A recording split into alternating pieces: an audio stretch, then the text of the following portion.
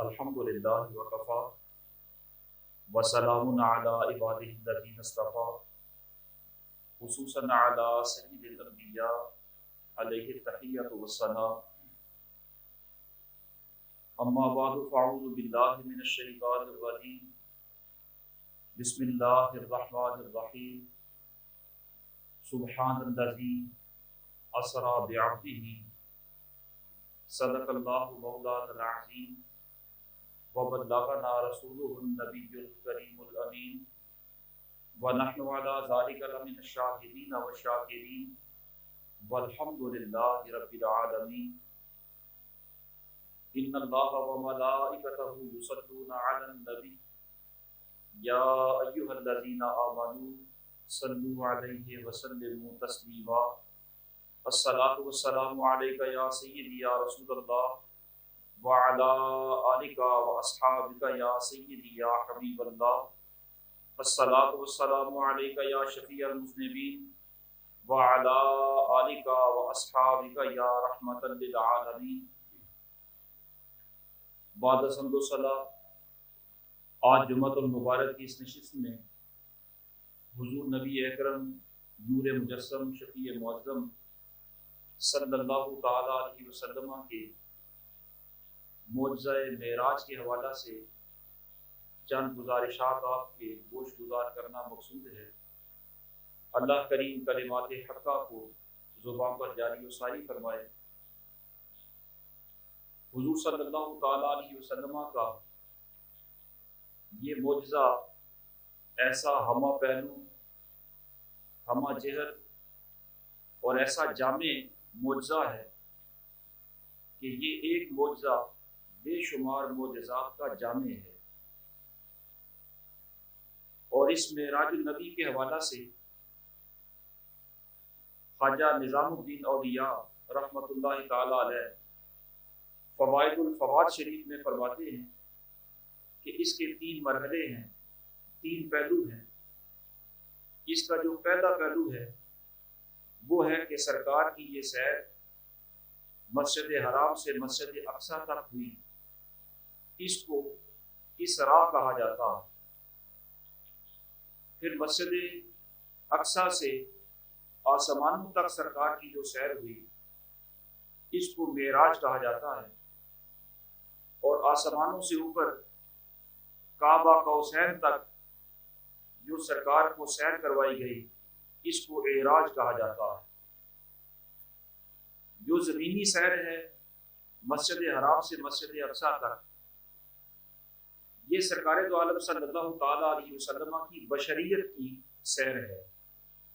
اس میں سرکار کی بشریت غالب تھی، اور باقی سرکار کے کمالات اور پہلو وہ بھی ساتھ تھے لیکن مغلوب تھے۔ نمایاں پہلو بشریت کا تھا۔ اور مسجد اقصیٰ سے آسمانوں تک جو سیر ہوئی یہ سرکار کی نورانیت کی سیر ہے۔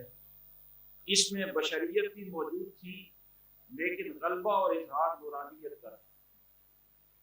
اور آسمانوں سے کعبہ قوسین کی بلندی سیر کروائی گئی، اس میں حقیقت محمدیہ نمایاں مخلوق تھی۔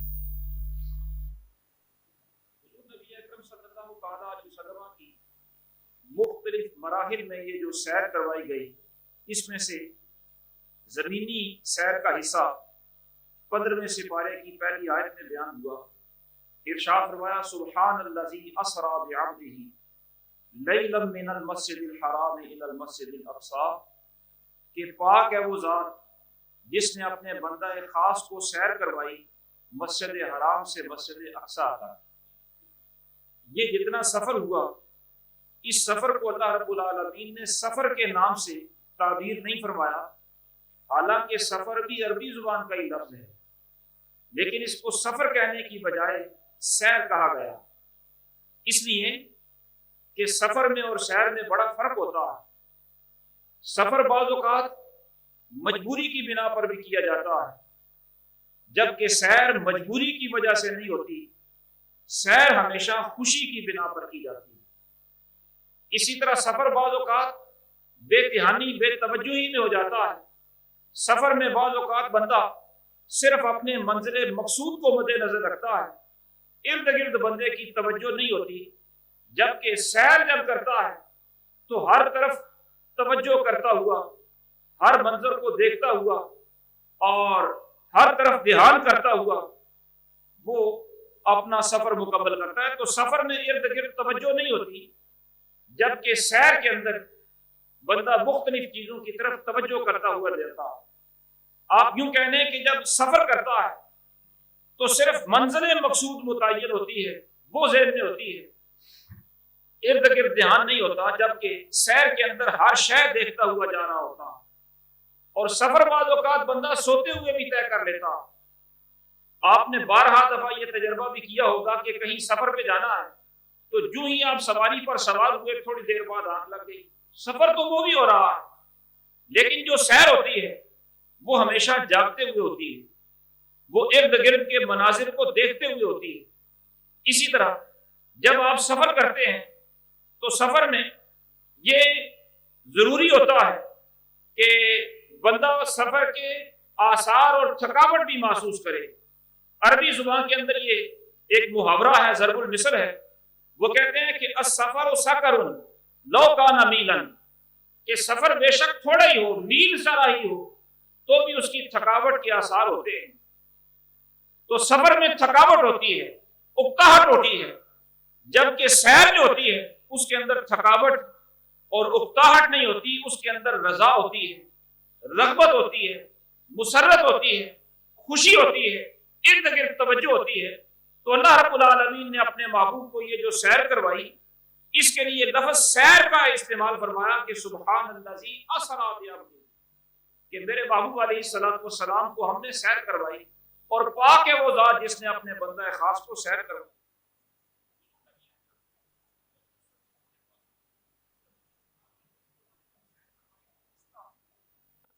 یہ مطلب تو آپ سمجھ چکے کہ سیر میں حالات پر بندہ مطلع ہوتا ہوا جاتا ہے، ارد گرد چیزوں کو دیکھتا ہوا جاتا ہے، اور بندے کی کوشش ہوتی ہے کہ سیر میں کوئی چیز مخفی رہ نہ جائے، کوئی چھپی ہوئی رہ نہ جائے، کوئی منظر آنکھوں سے اوجھل نہ رہ جائے۔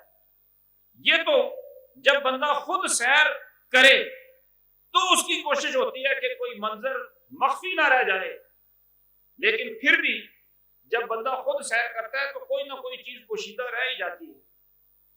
لیکن اگر آپ کے پاس سیر کوئی کروانے والا موجود ہو، آپ کے پاس کوئی راہبر ہو، کوئی قیادت کرنے والا، کوئی بتانے والا موجود ہو، تو پھر اس سیر کا مزہ ذرا اور ہوتا ہے۔ وہ ایسی سیر کرواتا ہے کہ پھر نظروں سے کوئی چیز مخفی رہ نہیں جاتی۔ مثلاً ہم عجائب گھر جائیں تو ایک تو یہ ہے کہ ہم خود چیزوں کو دیکھتے چلے جائیں تو بھی بہت ساری چیزیں دیکھیں گے، لیکن اگر وہاں کا منتظم ہمارے ساتھ ہو جائے اور وہ ہمیں تفصیل سے بتانا شروع کرے تو ظاہر ہے پھر تو کوئی شے مخفی رہ نہیں جائے گی۔ اللہ رب العالمین اپنے محبوب کی سیر کا جب بیان فرماتا ہے تو یہ نہیں کہتا کہ میرے محبوب علیہ الصلوۃ والسلام نے خود سیر کی ہے، بلکہ فرمایا سبحان الذی اسری بعبدہ، کہ یہ اس پاک ذات نے اپنے محبوب کو خود سیر کروائی۔ تو آپ اندازہ کریں کہ محبوب علیہ الصلوۃ والسلام نے جب سیر فرمائی تو کائنات کی کون سی شے ایسی ہوگی جو حضور کی نظر سے مخفی رہ گئی ہو۔ اور سرکار نے یہ جو سیر فرمائی ہے، اس سیر میں صرف سرکار نے زمین کے اوپر کے حالات کو نہیں دیکھا، بلکہ زمین کے اندرونی حالات بھی سرکار کی نگاہوں کے سامنے ہے۔ یہی وجہ ہے کہ سرکار دو عالم صلی اللہ تعالیٰ علیہ وسلم خود فرماتے ہیں کہ جب میں مسجد اقصیٰ کی طرف جا رہا تھا تو رستے میں حضرت موسیٰ علیہ السلام کی قبر انور کے پاس سے گزرا تو میں نے قبر میں دیکھا کہ حضرت موسیٰ علیہ السلام کھڑے ہو کر صلاۃ ادا فرما رہے تھے، یعنی میرے استقبال کے لیے درود و سلام پڑھ رہے تھے۔ تو زمین کے اندر کے حالات بھی حضور صلی اللہ تعالیٰ علیہ وسلم کی نظر میں تھے۔ تو یہ ہے حضور کی سیر۔ اور پھر سیر گاہیں جو حضور کے لیے بیان کی گئیں، ابتدا ہوئی مسجد حرام سے اور زمین کی سیر کی انتہا ہوئی مسجد اقصیٰ کا۔ یہ دونوں مسلمانوں کے قبلہ ہیں۔ تو جس محبوب علیہ الصلوۃ والسلام کی سیر گاہیں اتنی پاکیزہ ہیں، اس محبوب علیہ الصلوۃ والسلام کی اپنی ذات کے تقدس کا عالم کیا ہوگا۔ اور حضور سید عالم صلی اللہ تعالیٰ علیہ وسلم کے اپنے کمال کا اندازہ کون کر سکتا؟ یہ سیر گاہیں ہیں ہمارے محبوب علیہ الصلوۃ والسلام، اور یہ سیر گاہیں ایسی ہیں کہ مسجد حرام ہے، ایک نماز پڑھو تو 1,00,000 نیکیوں کا ثواب ہے، مسجد اقصیٰ ہے، وہاں بھی ایک عبادت کرو تو 1,000 نیکیوں کا ثواب ہے۔ یہ سیر گاہیں ہیں، حضور کے قدم لگے ہیں، مسجد حرام میں چونکہ زیادہ قدم لگے ہیں، زیادہ نسبت ہے، اس لیے ثواب بڑھ گیا۔ مسجد اقصیٰ میں ایک دفعہ حضور صلی اللہ تعالیٰ علیہ وسلم کی جلوہ کری ہوئی تو عبادت کا ثواب کئی گنا بڑھ گیا۔ یہ سیر گاہیں حضور کی ہیں، حضور کی نسبت کی وجہ سے یہاں بندگی کا اجر و ثواب زیادہ ہو جاتا۔ اور پھر حضور نبی اکرم نور مجسم شفیع معظم صلی اللہ تعالیٰ علیہ وسلم صرف زمینی سیر نہیں فرما رہے، بلکہ آسمانوں پر اور آسمانوں سے پار بھی سرکار کو معراج کروائی گئی۔ اور اس معراج میں حضور کہاں پہنچے؟ خود نبی اکرم صلی اللہ تعالیٰ علیہ وسلم نے فرمایا ظہرت لمصطفیٰ حتی اسمع فیہ صریح الاقلام، کہ میں مصطفیٰ پر پہنچا، اور یہ وہ مقام ہے، اس مقام پر میں پہنچا کہ وہاں تقدیر کے جو قلم چلتے ہیں ان قلموں کے چلنے کی آواز میں سن رہا تھا۔ یہ حضور صلی اللہ تعالیٰ علیہ وسلم کا فرمان بخاری شریف میں بھی ہے، مسلم شریف میں بھی ہے۔ میں اس مقام پر پہنچا جہاں تقدیر کے قلم چلنے کی آواز میں سن رہا تھا۔ اور اس فرمان نبوی کی وضاحت شارحین حدیث نے کی۔ علامہ عینی رحمۃ اللہ تعالیٰ علیہ فرماتے ہیں اعنی انی اقمت مقاما بلغت فیہ من رفعۃ المحل الی حیث اطلعت علی القوائم، کہ میں اس مقام پر پہنچا جہاں ساری کائنات میرے نیچے تھی اور میں ساری کائنات کے اوپر ساری کائنات کا مشاہدہ کر رہا ہوں۔ یعنی وہ مقام مصطفیٰ ایسا ہے، اس مقام پر میں جب پہنچا تو ساری کائنات نیچے اور ساری کائنات کا میں مشاہدہ کر رہا تھا۔ آپ جب اپنے مکان کی چھت پر ہوں تو ارد گرد تھوڑا سا ماحول نظر آتا ہے، اور جب کسی مسجد کے بلند مینار پر چڑھ جائیں تو آپ کے سامنے زیادہ ماحول ہوتا ہے۔ جب آپ کسی مزید بلندی پر چلے جائیں تو پھر آپ کے سامنے چیزیں زیادہ نمایاں ہونا شروع ہو جاتی ہیں۔ حضور نبی اکرم صلی اللہ تعالیٰ علیہ وسلم فرماتے ہیں کہ میں چونکہ سیر کر رہا تھا اور سیر میں اللہ رب العالمین نے اپنی قدرت کی نشانیاں دکھانی تھی، تو اس مقام پر مجھے پہنچا دیا کہ ساری کائنات نیچے تھی، میں اس جگہ پر کھڑا ہو کر ساری کائنات کا مشاہدہ کر رہا تھا۔ وَظَهَرَ لِي مَا يُرَادُ مِنْ أَمْرِ اللَّهِ وَتَدْبِيرِهِ فِي خَلْقِهِ، اور میں اللہ رب العالمین کے فضل و کرم سے اس مقام پر پہنچا کہ جہاں تقدیر کے قلم چلنے کی آواز آتی ہے، اور وہاں اللہ رب العالمین کے جو فیصلے ہوتے ہیں وہ لکھے جاتے ہیں۔ تو اس کا مطلب ہے تقدیر کے فیصلوں کا جو مرکزی دفتر ہے اس کا بھی مجھے مشاہدہ کرایا گیا، اور اللہ رب العالمین نے اپنی تقدیر اور اپنے فیصلوں پر بھی مجھے مطلع فرمایا۔ یہ وہ مقام ہے جو حضور کی سیر کا ہے۔ اور علامہ عینی رحمۃ اللہ تعالیٰ علیہ فرماتے ہیں ھذا واللہ والمنتہى الذی لا تقدم فیہ لأحد علیہ، کہ حضور صلی اللہ تعالیٰ علیہ وسلم کا یہ وہ مقام ہے کہ قسم بخدا حضور کے علاوہ اس مقام پر کوئی بھی نہیں پہنچا۔ تو حضور کی یہ سیر مختلف چیزوں کو دکھانے کے لیے، رب کی نشانیوں کا نظارہ کرنے کے لیے، اور یہ سیر زمین کی ایسی کہ زمین کی کوئی شے سرکار سے مخفی نہ رہی، حتیٰ کہ قبروں میں جو کھڑے ہو کر صلاۃ و سلام پڑھ رہے تھے وہ بھی سرکار کے سامنے، اور آسمانوں کی ایسی کہ پوری کائنات کی کوئی شے ایسی نہ رہی کہ جو سرکار کی نظروں سے پوشیدہ ہو، بلکہ حضور صلی اللہ تعالیٰ علیہ وسلم فرماتے ہیں کہ جب میں بارگاہ رب العزت میں پہنچا، اللہ رب العالمین کے حضور جب پہنچا تو ظاہر ہے جو بندہ مشاہدہ حق میں ہو اور تجلی ربانیہ کا دیدار کر رہا ہو، اس کی نظر پھر ظاہر ہے صرف اس تجلی حق پر ہوتی ہے، کسی اور جانب اس کا دھیان نہیں ہوتا۔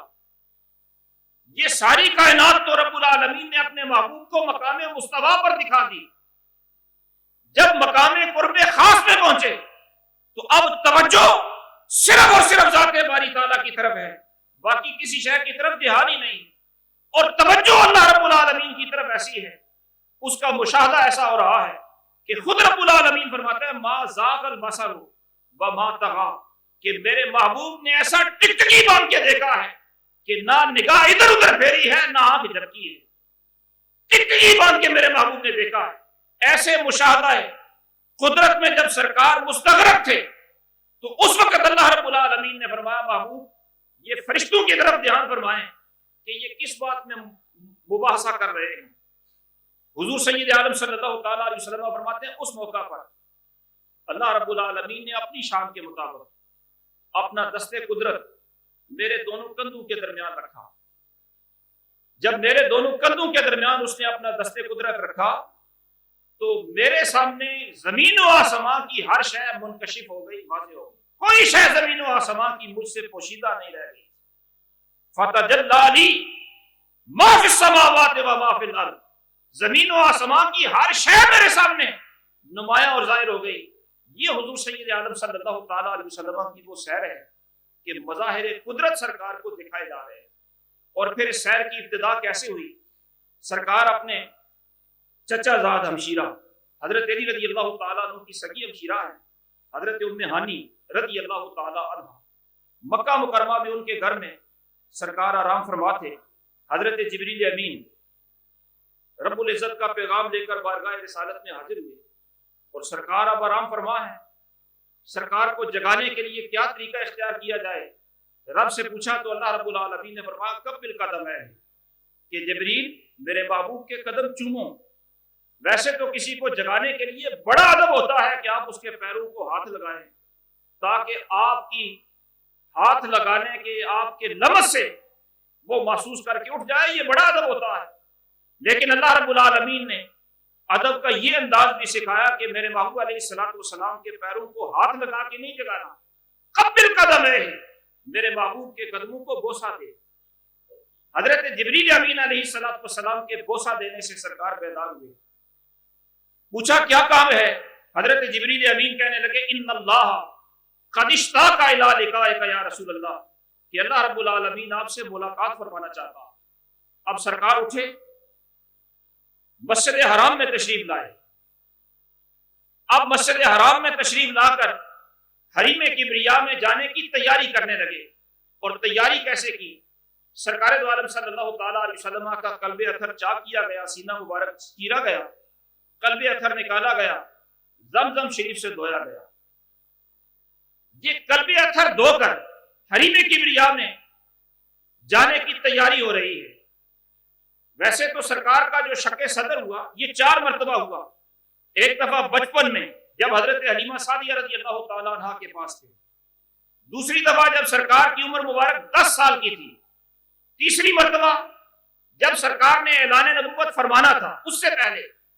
اور چوتھی مرتبہ یہ جب سرکار معراج پر جانے لگے تو حرم کعبہ میں سرکار دو عالم صلی اللہ تعالیٰ علیہ وسلم کا شک صدر ہوا.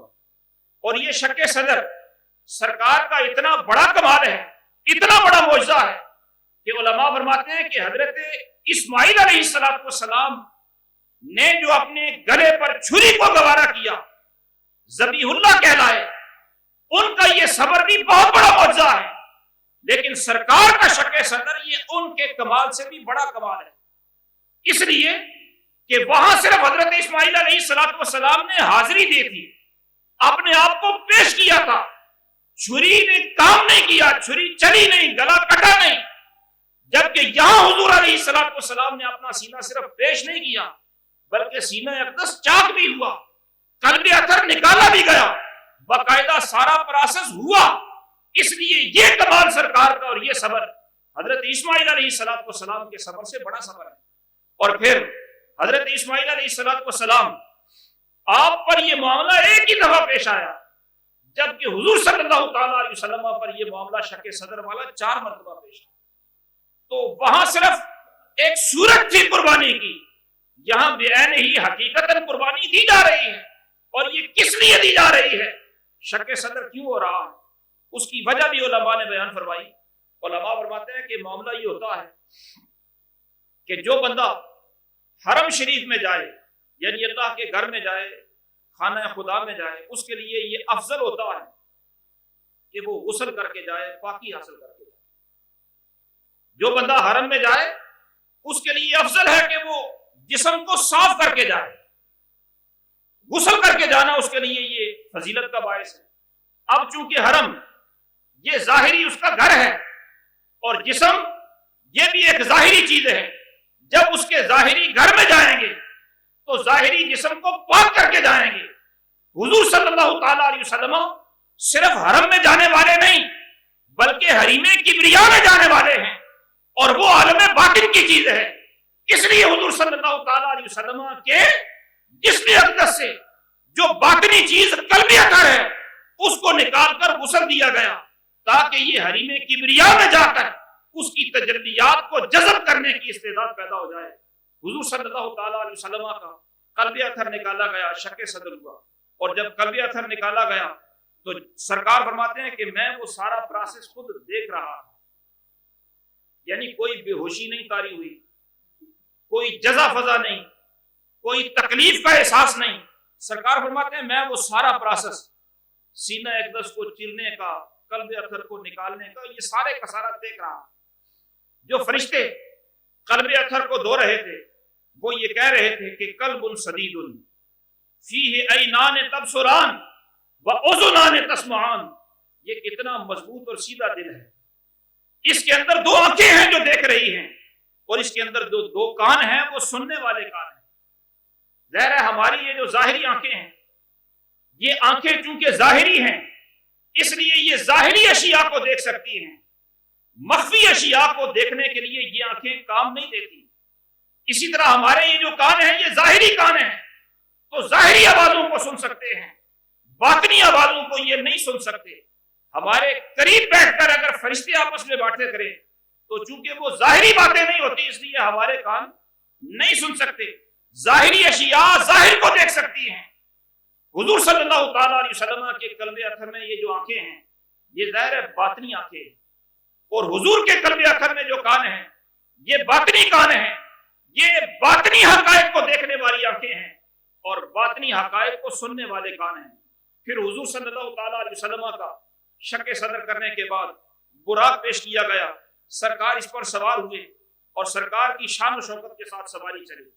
सरकार पहले मदीना तैयबा में उतरे, यहाँ पर नवाफिल अदा फरमाए, फिर हजरत मूसा अलैहिस्सलाम की कब्र अनवर के करीब से गए, फिर हजरत ईसा अलैहिस्सलाम की जाए विलादत, फिर तूरे सीना, इन मकामात से होते हुए सरकार जब बैतुल मकदस में पहुंचे, मस्जिद अक्सा में पहुंचे तो वहां सारे अंबिया सरकार के इस्तिकबाल के लिए खड़े हैं। 1.25 लाख के करीब अंबिया किराम हुजूर के मुंतजिर हैं, हुजूर का इस्तिकबाल हो रहा है। सरकार जब यहाँ पर पहुंचे तो हजरत जिब्रील अमीन सरकार का हाथ पकड़कर कहते हैं कि तकद्दम वसल्ले बिइख्वानिकल मुरसलीन, कि हुजूर आगे बढ़े, अंबिया किराम की इमामत फरमाए। सरकार ने वहां सारे अंबिया किराम की इमामत करवाई और इमामत करवाने के बाद नमाज पढ़ने के बाद सारे अंबिया तशरीफ फरमा है, सरकार मुसल्ला इमामत पर है। अब अंबिया किराम का एक जलसा वहां पर शुरू होता है। सारे के सारे नबी अपना अपना तारुफ बयान करते हैं। मसलन हजरत आदम अलैहिस्सलाम अपना तारुफ पेश करते हैं कि सारी तारीफें उस मालिक के लिए हैं जिसने मुझे अपना नायब और खलीफा बनाया। सारे अंबिया और रसूल मेरी औलाद में पैदा किए। हजरत नूह अलैहिस्सलाम अपना तारुफ पेश करते हैं कि सारी तारीफें उस खालिक के लिए हैं जिसने मुझे तूफान नूह से निजात अता फरमाई, मेरे मानने वालों की जान को बचाया और मुझे अल्लाह रब्बुल आलमीन ने सबसे पहले नबी और रसूल बनाया। हजरत दाऊद अलैहिस्सलाम अपना तारुफ पेश करते हैं कि मुझे मेरे मालिक ने ज़बूर अता की और हजरत सैयदना इब्राहीम अलैहिस्सलाम अपना तारुफी खुतबा। वो सारे के सारे अंबिया जब अपना अपना तारुफ बयान कर चुके तो फिर सरकार ने अपना तारुफ बयान किया कि सारे नबियों को अल्लाह ने बड़ी बड़ी शानें दी हैं। किसी को तौरात, किसी को इंजील, किसी को ज़बूर, किसी के हाथ में लोहे को नरम कर दिया, किसी के लिए जिन्नों को मुसख्खर कर दिया, हवाओं को मुसख्खर कर दिया। सबको अल्लाह ने बड़े मोअज़्ज़ात दिए हैं। लेकिन सरकार ने अपना तारुफ यूं बयान किया कि मैं वो हूं जिसे अल्लाह ने सारी कायनात के लिए रहमत बनाया और मुझे अल्लाह ने उम्मत को अता की है जो उम्मत सबसे पहली भी है, सबसे आखिरी भी है। हुजूर सय्यद आलम सल्लल्लाहु ताला अलैहि वसल्लम ने अपना भी तारुफ करवाया और अपनी उम्मत का भी तारुफ करवाया। یہ تعارف سن کر حضرت ابراہیم کہنے لگے کہ یہ ہے وہ صفتیں جن کی وجہ سے اللہ رب العالمین نے انہیں امام الانبیاء بنایا۔ تو سرکار وہاں سے انبیاء کی امامت کرانے کے بعد اب آسمانوں کی طرف سرکار کی جب سیر شروع ہوئی تو سرکار آسمانوں پر رب العالمین کے کتنا قریب گئے، اس کا ہماری عقلیں احاطہ ہی نہیں کر سکتی۔ آپ صرف بات کو فہم کے قریب کرنے کے لیے یوں سمجھیں کہ حضرت سیدنا جبریل امین ایک دفعہ بارگاہ رسالت میں حاضر ہوئے تو سرکار نے ان سے یہ پوچھا کہ اے جبریل، اللہ رب العالمین کی بارگاہ میں جاؤ اور جا کر یہ عرض کرو، پوچھو ای البقاء خیر، کہ زمین میں سے سب سے بہترین حصہ کون سا ہوتا ہے، کون سی جگہ بہترین ہوتی ہے؟ حضرت جبریل امین پوچھ کر آئے اور آ کر بتایا کہ یا رسول اللہ، اللہ رب العالمین فرماتا ہے کہ مسجد روئے زمین کا سب سے بہترین حصہ ہوتا ہے۔ اب حضرت جبریل امین سرکار دو عالم صلی اللہ تعالی علیہ وسلم سے یہ کہنے لگے کہ یا رسول اللہ، یا محمد، انی دنوت اللہ دلوفا ما دنوت منہ قط، کہ آج چونکہ آپ نے بھیجا تھا اللہ کی بارگاہ میں، چونکہ میں آپ کا نمائندہ بن کے گیا تھا، تو آج اللہ رب العالمین کا اتنا قرب نصیب ہوا، اتنا قرب نصیب ہوا، اتنا قریب ہو گیا کہ اس سے پہلے آج تک میں رب العالمین کا اتنا قرب نہیں پا سکا، اتنا قریب نہیں ہو سکا، کیونکہ سرکار نے بھیجا تھا، محبوب کا نمائندہ تھا، اللہ نے خاص قرب میں آنے کی اجازت عطا فرمائی، تو کہنے لگے آج بڑا ہی قرب نصیب ہوا۔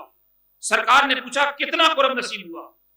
حضرت جبریل امین کہنے لگے بینی و بینہ 70 الف حجاب من نور، آج اتنا قریب ہو گیا کہ میرے اور اس کے درمیان صرف نور کے 70,000 پردے رہ گئے تھے، نور کے صرف 70,000 پردے رہ گئے تھے، میں آج اتنا قریب ہو گیا۔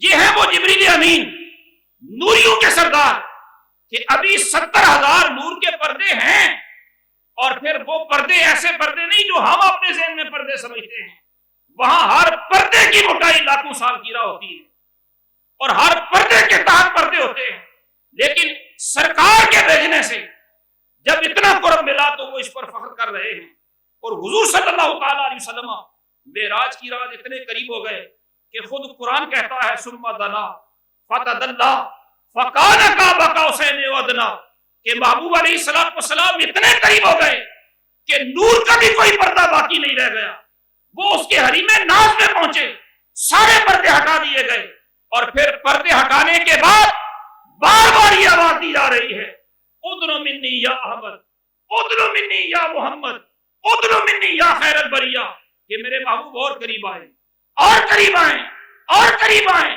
کتنا قریب آئے؟ حضرت امام علیہ سنت فرمانے لگے کہ کسرے دنا کے پردے سارے کے سارے اٹھا دیے گئے تھے، اب اس کے محبوب اس کے حریم ناز میں اس طرح پہنچے کہ اسی کے جلوے، اسی سے ملنے، اسی سے اس کی طرف گئے تھے۔ اور کوئی کیا بتائے کہ حضور صلی اللہ تعالی علیہ وسلم رب العالمین کی بارگاہ میں کتنے قریب ہو گئے تھے، اس کا ہماری عقلیں اندازہ ہی نہیں کر سکتی۔ کوئی پردہ نہیں، کوئی حجاب نہیں، براہ راست اس کے حریم ناز میں حضور صلی اللہ تعالی علیہ وسلم جلوہ فرما ہوئے۔ دعا ہے اللہ رب العالمین انہی کلمات کو شرف قبولیت عطا فرمائے۔ وما توفیقی الا باللہ۔